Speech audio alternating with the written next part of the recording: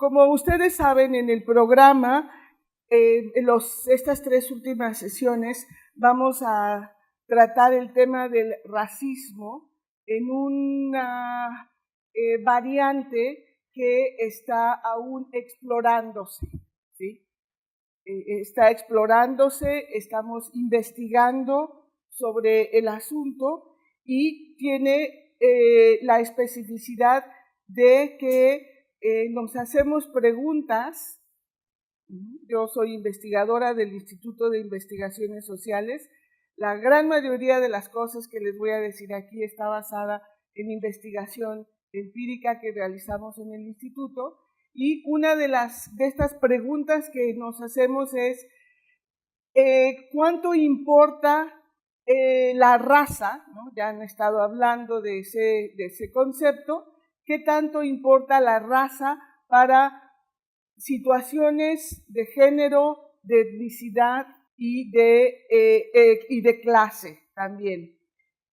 Esto es, el racismo, esta es una de las preguntas, ¿afecta más a los hombres que a las mujeres o es el racismo igual para todos? ¿Cómo ven esa pregunta así de inicio? ¿Será diferente o hay especificidad? Bueno, pues vamos a tratar un poco de eso en esta sesión y en las siguientes. También otro tema que está explorándose, que estamos todavía investigando, es la relación que hay entre el racismo y la sexualidad, porque el racismo también es una forma de elección, puede ser una elección, y la sexualidad, como lo han estado demostrando otras investigadoras, también en Colombia hay una investigadora muy importante, en Estados Unidos también. La de Colombia es Ochi Curiel, que seguramente ustedes leyeron el paper, y en Estados Unidos es Joan Nachel. Ellas han problematizado el tema de la sexualidad con respecto al racismo. Y un tercer tema, vamos también a darle alguna atención, es, si bien el racismo tiene que entenderse con sus variables étnicas, de clase y de género, ¿sí? ¿Qué significa esto en términos de problemas sociales o de fenómenos a investigar? Y aquí hemos encontrado que en el tráfico de personas que son traficadas, sobre todo para la industria del sexo, las mujeres racializadas son las víctimas principales. Entonces, sí hay una importante correlación entre la raza, la etnicidad, el género y la consiguiente explotación u opresión, tal vez más de mujeres que de hombres, pero sin llegar a una respuesta definitiva, ¿sí? Es una pregunta central que hay que tener en cuenta. Primero que nada, yo quiero entrar haciendo algunos señalamientos con respecto a la forma de responder por qué estudiar las diferencias, ¿sí? Quizá esto ustedes ya lo vieron en algunos de los temas, pero siempre es bueno volver a recordarlo. Creo que la gran mayoría de ustedes, porque me lo ha contado la doctora Eugenia, la mayoría de ustedes están interesados de alguna manera en estudiar las diferencias.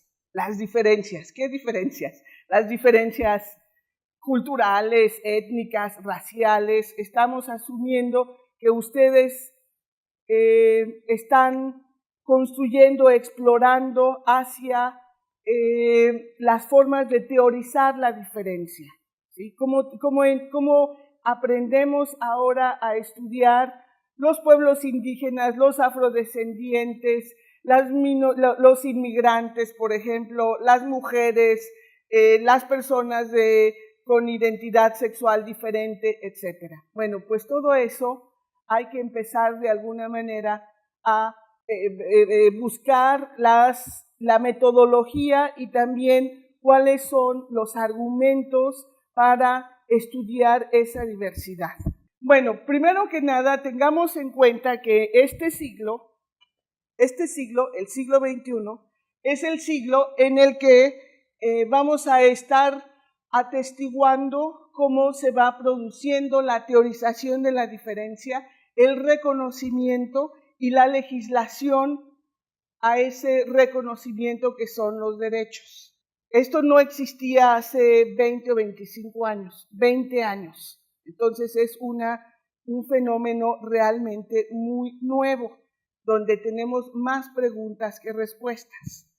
Pero, sin embargo, hay que ver cuál es esa corriente que inspira el estudio de la diferencia y entonces del reconocimiento y entonces de la necesidad de legislar y dar derechos. La primera perspectiva es que vamos a partir del multiculturalismo, ¿no? Como una tendencia central, y vemos que es un movimiento intelectual también, un movimiento intelectual que busca respetar la multiplicidad de perspectivas fuera de las tradiciones dominantes. Vamos a ver un poco después qué son estas tradiciones dominantes, porque es fundamental tener muy en claro qué es tradición dominante. No se olviden de ese concepto. Teorizar la construcción de la diferencia está ligada a estas diferentes identidades a las cuales me refería hace un rato. Se requiere de políticas que favorecen esas diferencias culturales. Pero vamos a dejar este tema un poquito al lado. Y sobre todo, lo que tienen que tener muy claro es que hay múltiples maneras de teorizar la diversidad, ¿sí? Esto es un poco lo que en ciencias sociales llamamos posmodernismo. No hay un solo enfoque, no hay una sola teoría, no hay una sola manera de explicar la diferencia, ¿sí? A diferencia de los años 70, 80, donde pues el marxismo era el único enfoque para estudiar todo o casi todo. Y entonces, pero como el marxismo no se ocupó de mujeres, pues no se estudiaban a mujeres. Como el marxismo no se ocupó de etnias y de razas, pues tampoco, ¿sí? Entonces estamos ante una nueva manera de entender, de entrarle al estudio de la diversidad. Sí, este autor, Cornel West, es un autor norteamericano que concentra, a mi juicio, de una manera muy bien lograda, cuáles son estas nuevas políticas de la diferencia. Y en este statement dice parte de lo sustancial al posmodernismo. ¿Cuál es la idea entonces principal? Rechazamos lo monolítico o homogéneo en el nombre de la diversidad, la multiplicidad y la heterogeneidad. Rechazamos lo abstracto y lo universal, ¿sí? En la luz de lo concreto, lo específico y lo particular. Quiere decir que todo lo que existe, pues importa por el solo hecho de existir. No solamente, no estamos favoreciendo la tradición dominante, al contrario, la estamos rechazando, cuestionando, demoliendo. Y entonces nos interesa ver lo contingente, lo provisional, lo variable, lo tentativo, lo cambiante, lo resbaladizo o poco claro. Estamos aceptando, intentando explicar que toda la diferencia importa. Este es un punto de partida metodológico que es bueno tenerlo en cuenta. Luego, al criticar la forma monolítica y homogénea de hacer y decir, teorizamos sobre la diferencia y la problematizamos. Y entonces tenemos 4 categorías. La categoría de género, como una construcción social, el sexo, que se refiere a las diferencias biológicas, la raza y el origen étnico. Y ya han visto un poco sobre, o bastante, sobre la raza y el origen étnico. Entonces, teniendo estas 4 variables, pues sí hay entonces una problematización. Ninguna de ellas es más importante que la otra, sino estamos en la situación de abordar esas diferencias tomando en cuenta estas variables. Sí, claro, hay autores que también ponen la clase.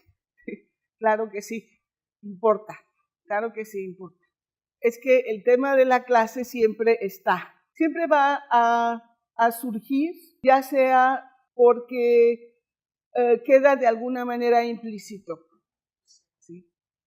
Ahora, en esta forma de categorización, pues siempre es difícil encontrar los límites de una clase con respecto a otra. Y es muy problemático empíricamente. Pero tu pregunta es muy buena. Claro, la clase, vamos a llamarle la variable socioeconómica, importa, ¿sí? Y es necesaria y surge de cualquier manera.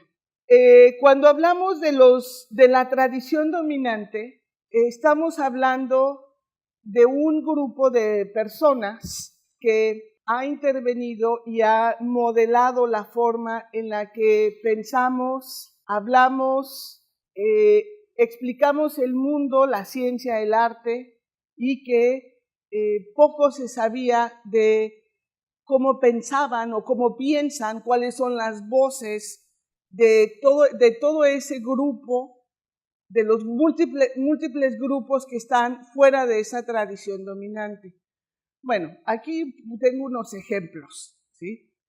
Que están un poco basados en la literatura del multiculturalismo norteamericano y británico también. La gente de color, color people, los African Americans, Latin Americans, aquí lo tienen, Asian Americans. Bueno, vean ustedes, esta lista de grupos, poco hemos sabido, poco se ha tomado en cuenta no solamente sobre quiénes son esos grupos, sino qué piensan esos grupos y cómo participan, cómo están involucrados, cómo se integran, cómo se interrelacionan con un grupo dominante. Poco sabemos, por ejemplo, de la forma o cuáles son los pensamientos con respecto al Estado y la nación, por ejemplo, de los pueblos indígenas. ¿Cuántas veces escuchamos los pensamientos de los mayas o la ciencia de los mayas o los saberes de los mayas? Generalmente, aquí en la península, ustedes me dirán, ¿se toman en cuenta? ¿Mucho o poco, nada? Muy bien, sí, en efecto, no es que no se sepa, poco a poco, ¿no? Hace 20 años casi no sabíamos, bueno, movimientos por los derechos civiles, bueno, esas serían algunas de las excepciones, pero en América Latina sabemos muy poco de lo que piensan estos grupos. En los últimos 20 años, digamos, poco a poco van surgiendo más voces y están surgiendo nuevos actores también, y la forma epistemológica de recuperar los saberes, los conocimientos, lo que nos tienen que decir estos grupos, también están modificando nuestra forma de teorizar la diferencia. Sí, y es un campo de investigación que, digamos, está casi intocable, ¿no? Hay mucho que hacer al respecto en todas las disciplinas. Es un gran tema porque para los pueblos indígenas, la asimilación, la integración por medio de la asimilación era la meta final, ¿no? Esto desde los años 40. Todavía hoy el indigenismo es un poco ambiguo en cuanto a la integración, pero bueno, al menos en México el indigenismo es la mexicanización de los indígenas y no había discusión. Ahora, pues, empezamos a ver a través de las movilizaciones, las organizaciones fundadas por pueblos indígenas, los intelectuales indígenas, los escritores, los historiadores indígenas, que están construyendo desde hace 30 años, tampoco crean que es muy, muy nuevo, sus propias o sus maneras críticas de situarse con respecto al Estado. Y que, bueno, no es integración o mexicanización, sino autonomía, libre determinación, en fin, todo otro tema que la doctora Iturriaga puede planearlo para otro semestre, porque es un tema bastante complicado y que necesitamos más que una sola mención al asunto, ¿sí? Bueno, pero a ver, entonces, para ir recuperando esta entrada metodológica, decimos que es central a la teorización de la diversidad, es reconocer que hay grupos de personas diferentes, por principio, ¿no? Y ya pusimos un listado. Los individuos que se adscriben o identifican con una cultura. Bueno, esto se refiere a grupos dentro de un Estado que buscan reconocimiento, como los discapacitados, como los jóvenes, como los grupos, los pueblos indígenas, los afrodescendientes. Buscan reconocimiento por el Estado, derechos, ante todo, ¿sí? Y no están proponiendo estados separados o ni siquiera autonomías, ¿sí? Y por otra parte, hay un tema que en el siglo XXI es muy importante, y este es el hecho de que la identidad, ese concepto que ahora lo tenemos muy presente en todas partes, la identidad es un arma de negociación política. La identidad colectiva puede ayudar muchísimo o si no es que es un detonador importante para lograr obtener reconocimiento y derechos diferenciados. Por eso es que hay tanto interés académico en los últimos años para estudiar qué cosa es la identidad, de no darle ninguna atención a que hoy por hoy se vuelve central. Es un concepto central para entender el reconocimiento y la diferencia. Y bueno, y ustedes pueden decir, bueno, ¿y qué cosa es la identidad? Y eso es un tema de conciencia, ¿no? ¿Cuándo somos nosotros y cuándo son ellos? Sí. Bien, muy bien, nos aporta bastante. Es decir, voy a hablar rápidamente de identidad para que quede más o menos asentado. Es que hay también diferentes formas de teorizar la identidad. Bueno, yo les voy a decir la manera con la que yo trabajo la identidad. La identidad es un sistema de información que todos tenemos, muy complejo. Hay muchas capas ahí, muchos canales, muchísima información que vamos adquiriendo desde nuestra socialización temprana. En esa identidad, como cualquier otra identidad, la identidad es un concepto de los psicólogos principalmente, trata de responder a la pregunta ¿quién soy? En singular, y en colectivo, pues ¿quiénes somos? Y cuando tratamos de responder a la pregunta ¿quiénes somos?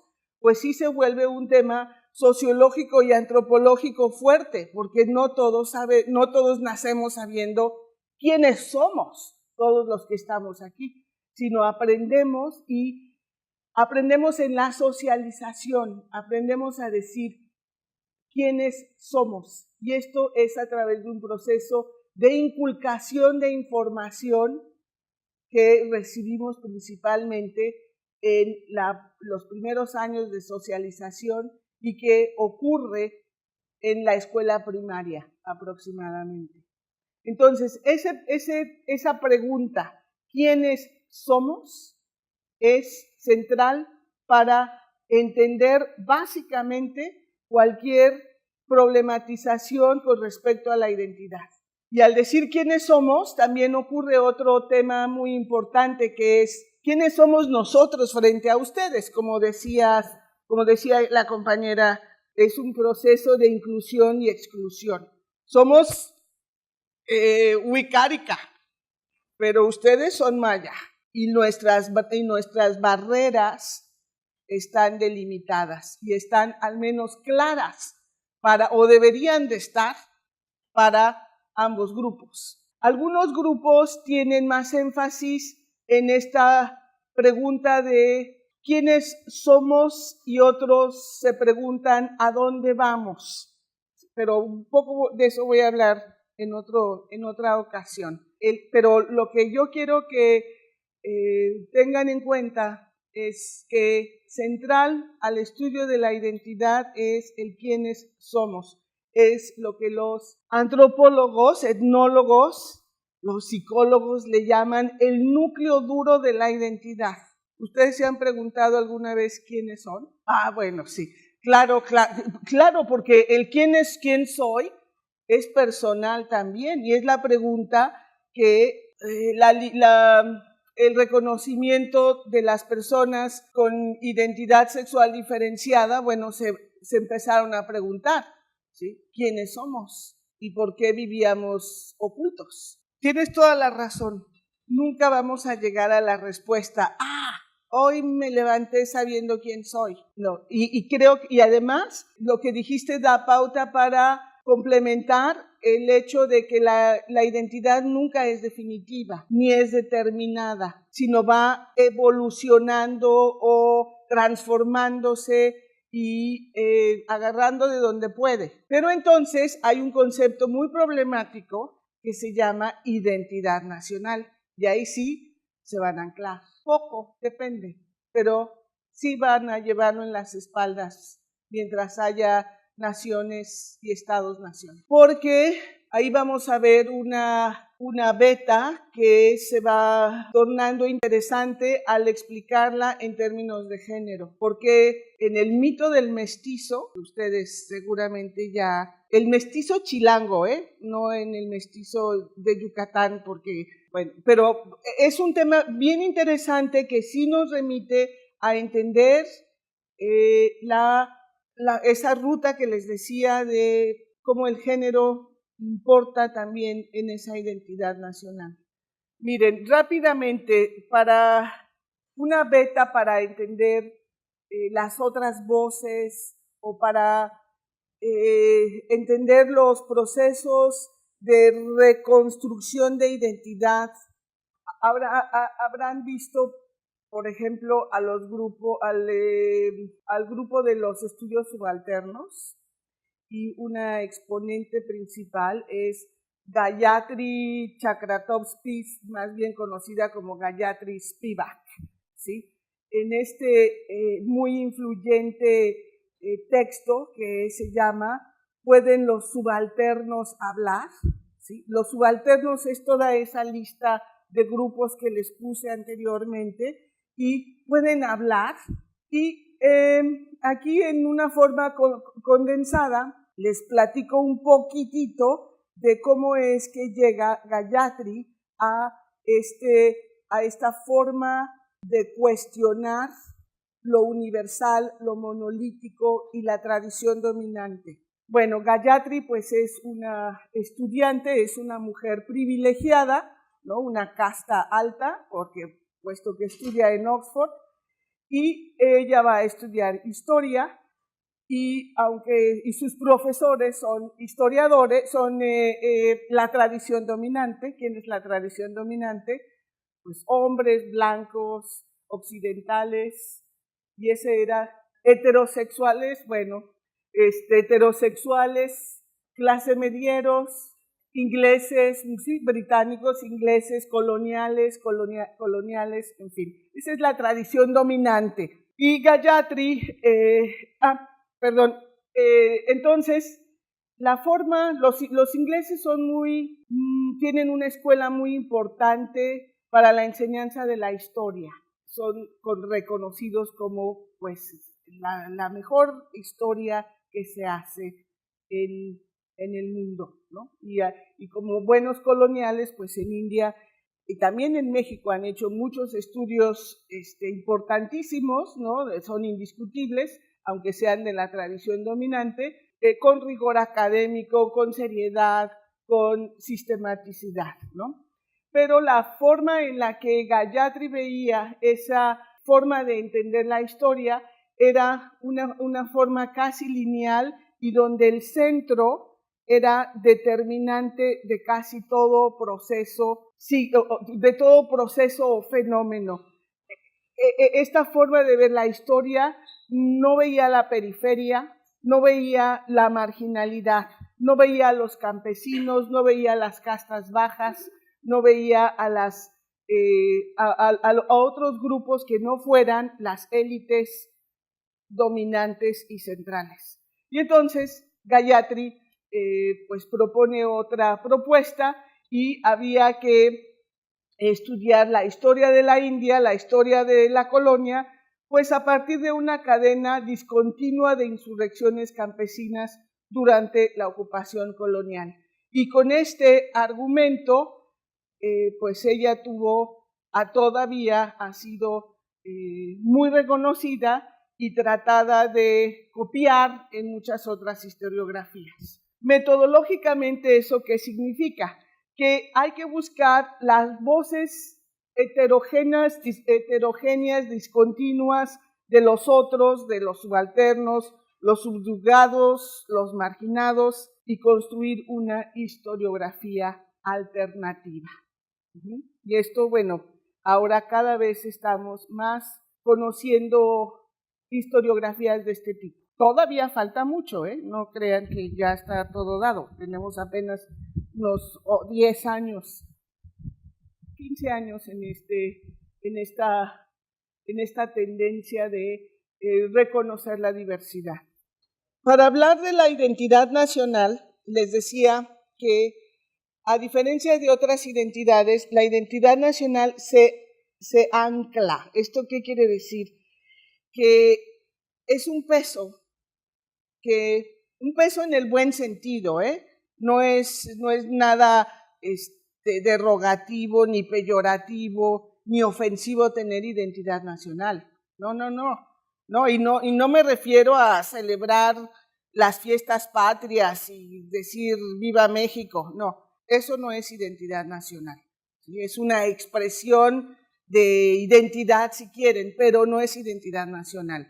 La identidad nacional, a diferencia de otras identidades, es que se inculca por medio de la escuela, por medio de los libros de texto, por medio de las ceremonias cívicas, por medio de los monumentos, de los calendarios, de los héroes, de las avenidas, de la bandera ocupa un lugar muy importante también en la inculcación de la identidad nacional. Todos los días recibimos información de la identidad nacional.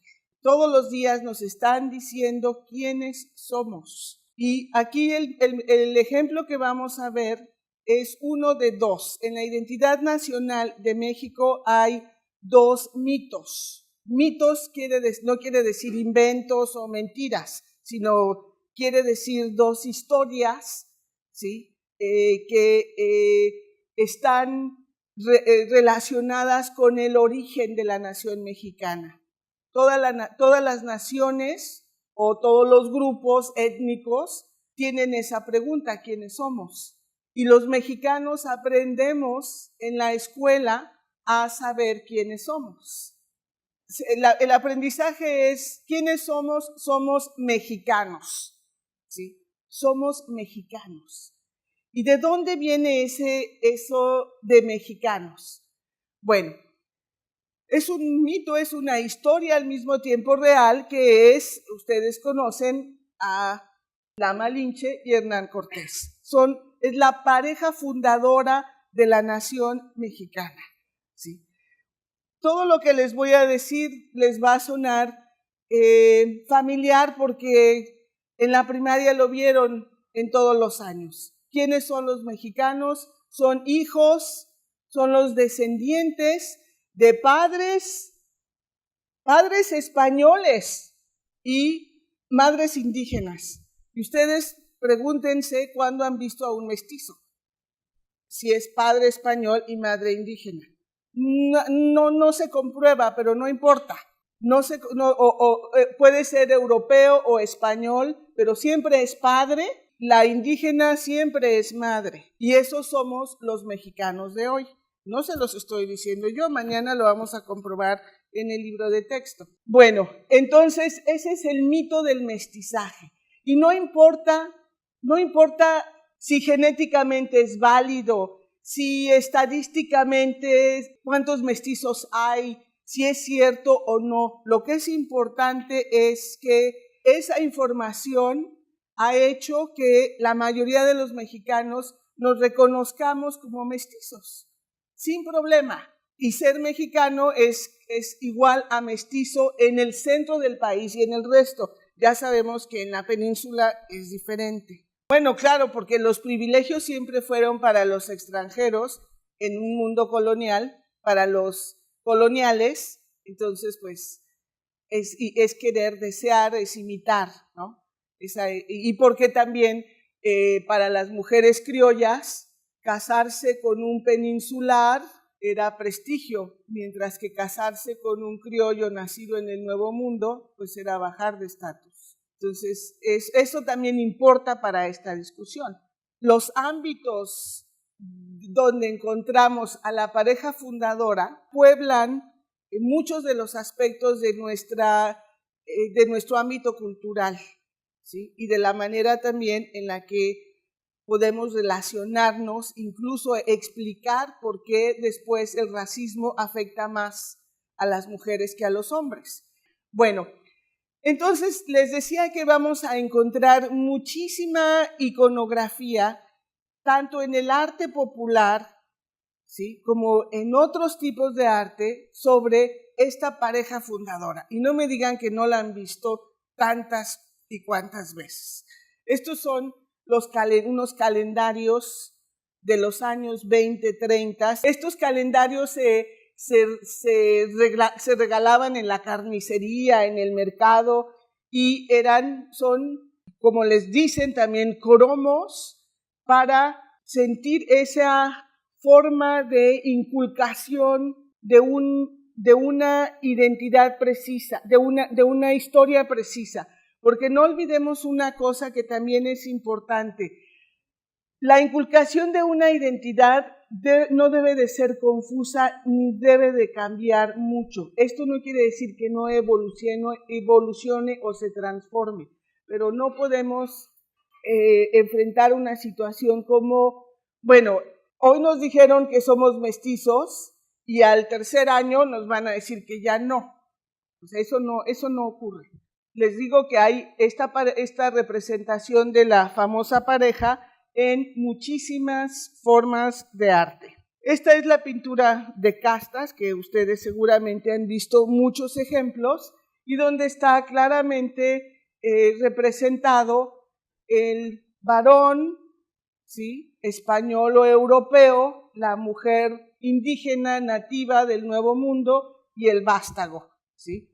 Y acuérdense también que las primeras uniones entre coloniales y colonizadas, pues los descendientes fueron considerados bastardos o ilegítimos. Y después, a medida que fue avanzando la evangelización y la implementación de la Iglesia Católica, pues los vástagos mestizos no fueron reconocidos.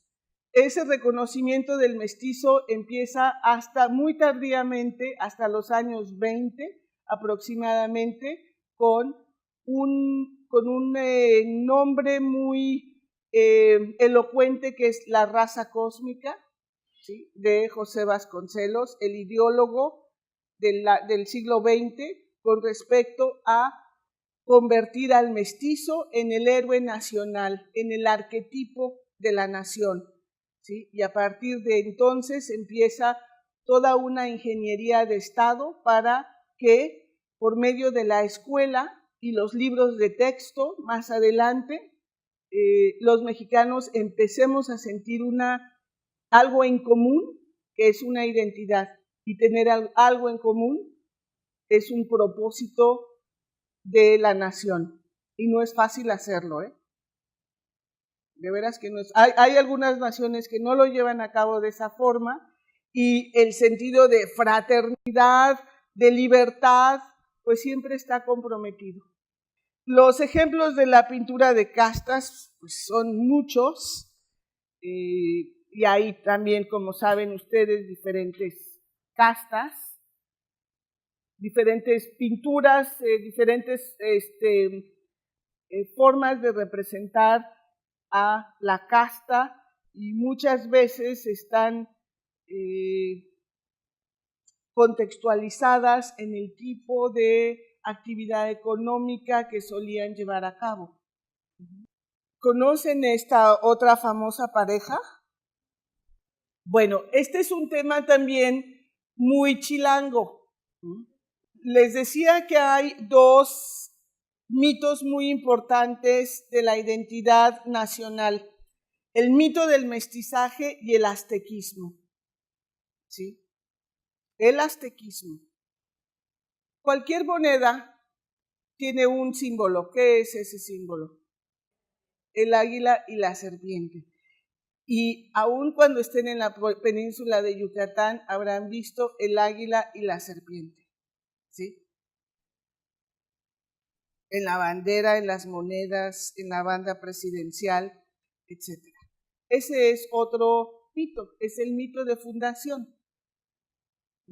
Y no me digan que no existe, porque saquen cualquier moneda y ahí está. Entonces, no solamente es mito en el sentido de inventar o de fantasía, sino que todos los temas de identidad nacional están cargados de simbolismo, de cultura.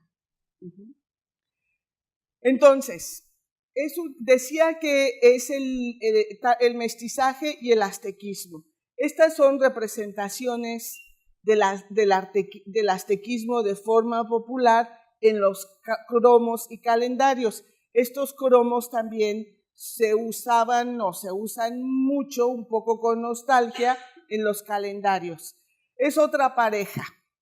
Y aquí vamos a ver también mucho género en la pareja, porque no está el otro volcán, creo que es de este lado o allá. Bueno, el volcán, este volcán, ¿sí?, es el Popocatépetl. Es un volcán que está activo, ¿sí? Mientras el Iztaccíhuatl, que es la mujer dormida, es un volcán que está extinto, ¿sí? Y aquí, ¿qué se representa? Pues una mujer dormida, ¿no? Pasiva, inerte, ¿sí? Y a un hombre guerrero, valeroso, patriarcal, protector, fuerte. Muy bien, en efecto, sí, pues todos estos detalles importan y le dan sentido a esta otra famosa pareja fundadora, ¿sí? Y vamos a ver y seguir viendo imágenes donde la mujer es pasiva, ¿sí?, es seducida, es frágil, y el hombre, bueno, pues es el seductor, es el que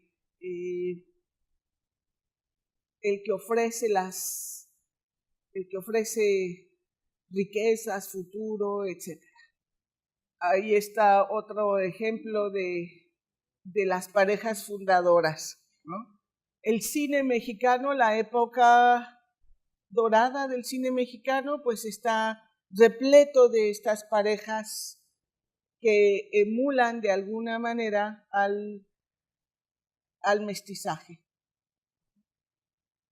Siempre hay una especie de galantería, de seducción, de promesa en las películas, en estas parejas. Bueno, entonces, para recapitular brevemente lo dicho anteriormente con respecto a el tema de la identidad nacional, ¿sí? Es para enfatizar el hecho de que la identidad nacional pues es una inculcación, es un sistema de información muy complejo, y esta identidad no se sobrepone a otras identidades, sino pues puede estar en coexistencia con otras. Pero esa identidad nacional sirve para que todos tengamos algo en común, y al tener algo en común hacemos cohesión. Y para entender a las naciones, que es un concepto central para entender el mundo moderno, tenemos que tener cohesión. Esa es una de las columnas vertebrales, lo que estábamos hablando anteriormente, el mito del mestizaje y el aztequismo, son las informaciones que nos dan cohesión como nación. Entonces, ahora vamos a pasar ya a otro tema específico, a el programa que vamos a abordar en estos días. Y sobre todo en lo que yo voy a hacer énfasis es en tratar de entender qué es este racismo en grupos indígenas, y también problematizarlo con la variable de género. Este diagnóstico que ahí vemos es el diagnóstico de una investigación que en el Instituto de Investigaciones Sociales llevamos a cabo más o menos entre el 2009 y el 2010 aproximadamente. Más o menos en el 2010 lo terminamos, fue 2008-2009, y este fue uno de los primeros estudios que solicitó el gobierno de la Ciudad de México para conocer el estado, la situación que guardan los grupos indígenas en la zona metropolitana de la Ciudad de México. El propósito de la investigación era pues conocer cuántos pueblos indígenas no originarios, los originarios pues es el pueblo náhuatl, que está en algunas delegaciones, Milpalta, por ejemplo, Colonia del Valle hay un pueblo originario que es Tlacoquemecatl. Eso fue un descubrimiento no de nosotros necesariamente, pero fue de otras investigaciones, y que va abonando al conocimiento de los grupos indígenas en la Ciudad de México. Y esto nos da pauta para entender, nos ha dado pauta para entender qué lugar, qué situación tienen los pueblos indígenas en la Ciudad de México. Y una de las situaciones más generalizadas, aquella que resultó con más evidencia, con más contundencia, tanto por la investigación que realizamos, por la investigación tomando diferentes fuentes, la situación principal que enfrentan los indígenas en la Ciudad de México en un contexto urbano como el de la Ciudad de México es el racismo. Y el racismo lo experimentan como una exclusión que se da por edad, género y ocupación, y lo que es muy importante es que a mayor racismo, menor representación política. Los pueblos que experimentan más racismo son aquellos que no tienen ninguna injerencia en el control de sus propios asuntos, no tienen ninguna forma de acceso al poder. Y ese es un tema también bastante profundo, porque se vuelve como un tema cíclico. ¿Sí? Son racializados porque no tienen poder, y porque no tienen poder, pues sufren racismo. Ahora, el racismo también crea muchísimas situaciones de sufrimiento, al grado que tal vez las personas que sufren más racismo son aquellas que más lo niegan, que esto es muy importante de tomar en cuenta al hacer investigación sobre racismo. Los indígenas en la Ciudad de México no tienen oportunidades en cuanto a educación, salud, empleo remunerado y prestigio. ¿Sí? El racismo acaba con el prestigio, o de hecho necesita anular el prestigio cultural para generar más racismo, porque la restricción en la movilidad social es también una causa de un racismo prolongado. Esto es, si queremos entender por qué los pueblos indígenas tienen bajos niveles educativos, insuficiente acceso a la salud,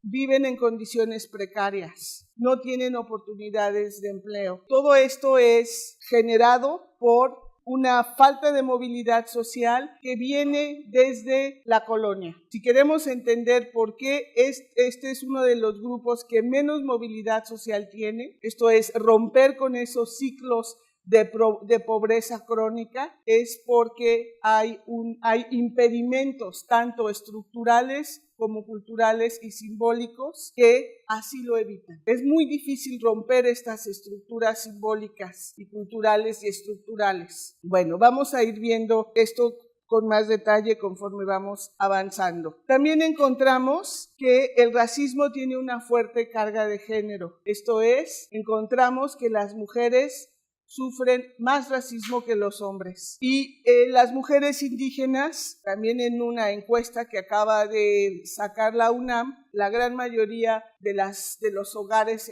entrevistados, 1,600 hogares entrevistados, la gran mayoría solo ubica a las mujeres indígenas en trabajos domésticos. No las ubica en ningún otro contexto laboral, ni creativo, ni de otro ámbito, solamente las están encajonadas en ese ámbito doméstico y es generalizado. A ver, los salarios por supuesto que son muy bajos, si es cuando los hay, viven en inseguridad, en acoso, reciben maltrato y muchas de ellas viven en semiesclavitud. Hay contratación de niñas indígenas en el trabajo doméstico. Fue muy difícil, como les digo, primero localizar a las mujeres indígenas laborando en los ámbitos domésticos, porque pues no es cosa de ir a tocar a los hogares y preguntar si hay una doméstica y si se puede hacer la entrevista a la doméstica. No funciona así.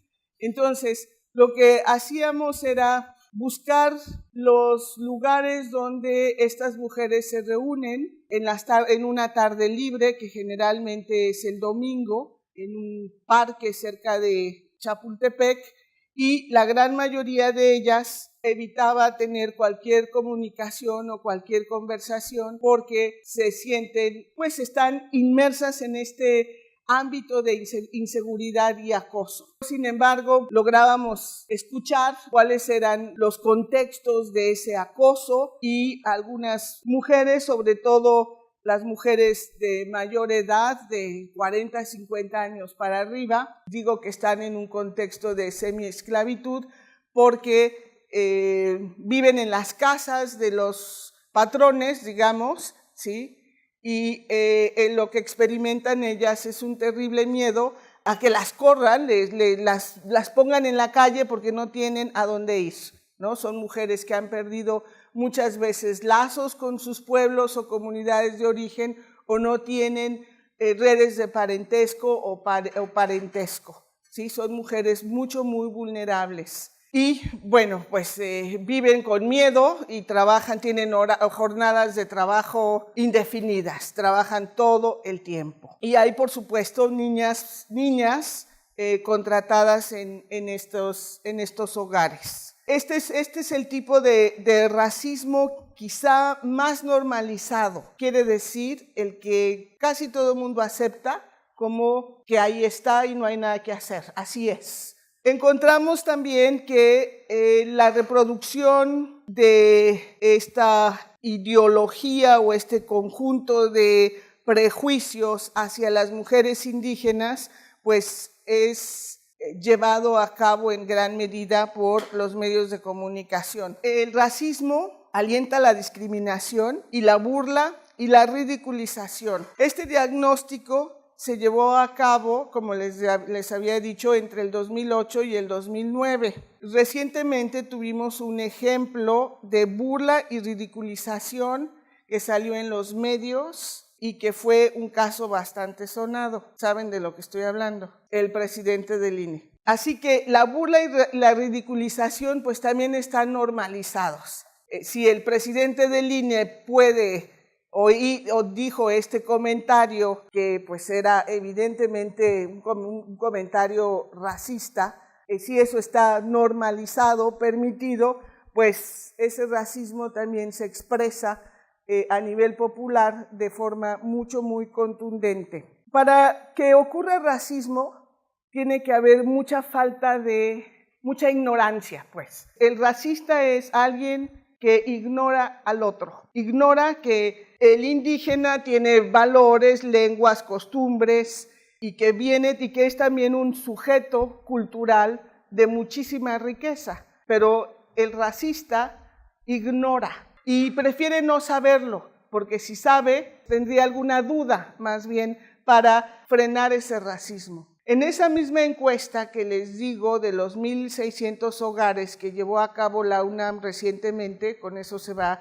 el rector, deja el rector su periodo, esto es nada más para que tengan la información, se hizo esta encuesta y fue realmente alarmante que el 98% de los hogares que estuvieron en esta muestra no pueda decir 3 cosas positivas acerca de los indígenas, que son atrasados, que son bárbaros, que son sucios, que son feos, bueno, todos los prejuicios que ustedes se pueden imaginar. Entonces, frente a esa enorme laguna de ignorancia que hay acerca de los indígenas, ¿sí?, o de los afrodescendientes también, pues es muy propicio para la reproducción del racismo. El racismo hierve en el caldo de la ignorancia del otro. Así que una de las, si no la principal estrategia que debe de llevarse a cabo para frenar el racismo, pues es contribuir a que el no indígena sea tan ignorante acerca de los indígenas. Ahora, hay otro punto bien interesante, esto es tomado sin reconocer las aportaciones de los indígenas migrantes a la economía, a la diversidad cultural de la ciudad. Este punto es tomado de organizaciones de indígenas migrantes en la Ciudad de México.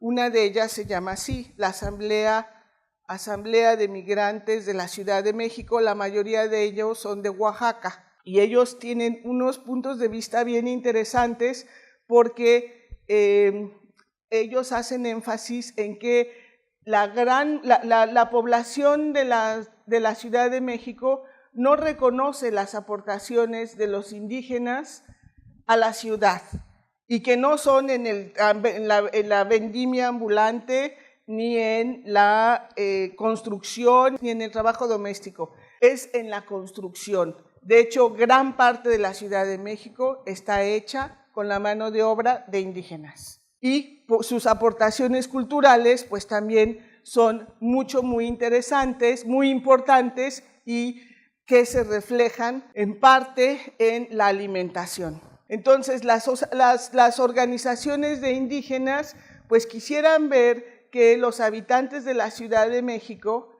también pudieran ser sensibles ante la aportación que han hecho los indígenas a la existencia de la ciudad y su infraestructura. Como vemos que hay una gran desvalorización de las culturas, de los orígenes, de las lenguas y los valores, pues la población indígena tiende a negar su identidad, su cultura, sus valores y su lengua. Y eso es uno de los grandes lastres que genera el racismo. ¿sí? Porque la persona que enfrenta discriminación por racismo se autoprotege, o los padres protegen a los hijos, ¿sí? De experiencias racistas. Y eso contribuye a una pérdida, un deterioro en la medida en que la persona niega quién es, cuáles son sus orígenes, cuál es su lengua. Y eso es muy grave porque estaremos ante una pérdida de cultura y lengua, porque era como protegerlos, ¿no? De futuras discriminaciones, ridiculización, el bullying que ahora está visible, en fin. ¿Y no creen que por esta falta de información del que discrimina pone a las culturas indígenas en riesgo de desaparecer?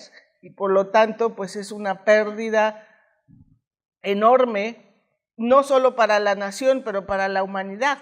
Una de las demandas políticas que siempre es constante en las movilizaciones de pueblos indígenas es el respeto a la cultura y a la lengua, por supuesto, ¿no? Claro que los pueblos indígenas se defienden también, no como quisieran, generalmente con pocos resultados, pero siempre se defienden muchísimo ante eso. Y en Yucatán, a diferencia del resto del país, en Yucatán, en Valladolid, en Calquiní, hay organizaciones de escritores mayas, hay una escritura, una poesía maya muy conocida, fuera de Yucatán y fuera de México, con el objetivo de preservar la lengua, más que en otros lugares del país. Aquí hay más escritores en lengua maya que entre otros grupos, mayas, zapotecos, mixtecos, mijes, son los que más escriben en su lengua propia. Bueno, eso porque no quería también darles el panorama de, ay, bueno, se acabó todo, ¿no? Sí hay defensa de los pueblos para conservar sus lenguas.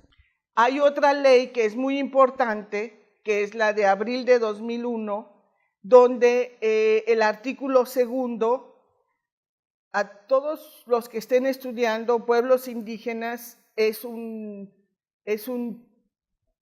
referente básico, tienen que conocer este artículo 2, es muy importante porque reconoce el derecho a la libre determinación y la autonomía, ¿sí? ¿Esto qué quiere decir? Que la asimilación ha dejado de ser la estrategia para integrar a la nación y los pueblos indígenas pueden llevar a cabo sus propios proyectos, ¿sí? Pero nada de eso existe. Entonces, hay una ley muy importante, de mucha trascendencia, muy vanguardista, muy avanzada, pero no existe todavía, a menos que estemos hablando de las juntas de buen gobierno en Chiapas, pero pues eso es otro tema, ¿sí? No es libre determinación ni autonomía. Tampoco existen las instituciones para procesar la libre determinación y la autonomía. De los déficits más fuertes que tenemos es que en el tema de derechos indígenas hay muchas leyes y el artículo 2, como dije antes, es muy completo y muy exhaustivo.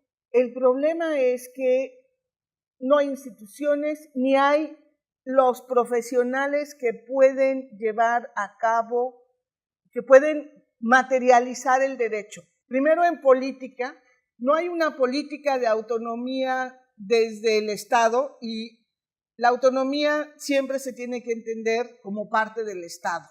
Es como el Estado empieza a coexistir con los otros, no es una separación. Y por otra parte también hay un gran déficit porque la Constitución pues es la norma jurídica, pero como es un Estado federado, cada Estado tiene sus propias leyes. y cada estado tiene que adecuar las leyes a su realidad, y eso apenas existe en Campeche, en Oaxaca, en Aguascalientes, no sé por qué. Entonces ahí hay mucho trabajo para los abogados y hay mucho trabajo para los científicos sociales para que junto con los abogados puedan materializar estas leyes. Y de verdad, más derechos no es posible. Ya es entonces un poco de autocomplacencia de los magistrados. Con los derechos que existen, si se pudieran materializar, este sería un país mucho mejor. Ahora pasamos con algunos datos para que tengan una visión más redonda. Nadie sabe cuántos indígenas hay en la Ciudad de México, en la zona metropolitana de la Ciudad de México. Unos dicen que hay 300,000 y a otros hasta más del 500,000 de personas. Nadie sabe, en realidad. Esos serían los extremos. La población de indígena que ahí habita es muy heterogénea. El 92% de la población tiene ingresos por debajo de los 5 salarios mínimos. Su situación socioeconómica es precaria. Los indígenas se emplean en actividades de la economía informal, no generan impuestos. Actividades ligadas al estado de discriminación y exclusión social, ya que se estereotipa la actividad informal porque esta es mal pagada y pues es trabajo pesado, ¿no? Cargadores, domésticos, barrenderos, limpiadores, basureros, en fin, todo ese trabajo mal pagado y pesado. También en el tema de las trabajadoras domésticas se calcula que existe esta cifra, se calcula, no se sabe en realidad, y ya hablábamos que hay niñas indígenas en el sector doméstico. El 18% de los indígenas urbanos no tiene instrucción y el 22.3% tiene la primaria incompleta. Hay un analfabetismo alto y en términos generales, la educación para pueblos indígenas subsiste con presupuestos menores y se invierte 12 veces menos en la educación de los niños indígenas. Y esto pues se puede constatar fácilmente. Vean las escuelas de los niños indígenas, cuando hay, ¿no? Cuando hay. Generalmente son escuelas muy precarias, a veces de un salón donde se dan todos los grados, los maestros pues son los peor pagados. Todas estas situaciones que están ligadas a una forma cíclica de la pobreza con el racismo. Solo hay un caso en la Ciudad de México, en la colonia Condesa, porque hay una población triqui de Oaxaca muy importante que fundaron una escuela con fundaciones extranjeras y este es el único lugar en toda la Ciudad de México donde hay un proyecto para atender a niños indígenas que son pues los hijos de los migrantes, ¿no? De ambulantes, de cargadores, de domésticas, en fin, porque ha habido también, y ustedes tal vez vieron en las redes sociales, que cuando van hijos de indígenas a escuelas donde la mayoría es no indígena, pues sufren bullying y acoso.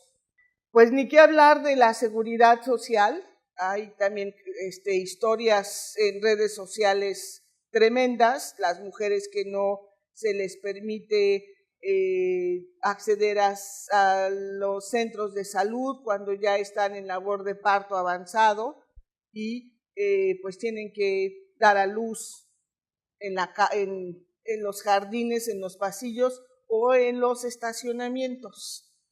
Que se supo del caso de una mujer en Oaxaca, pero es muy generalizado.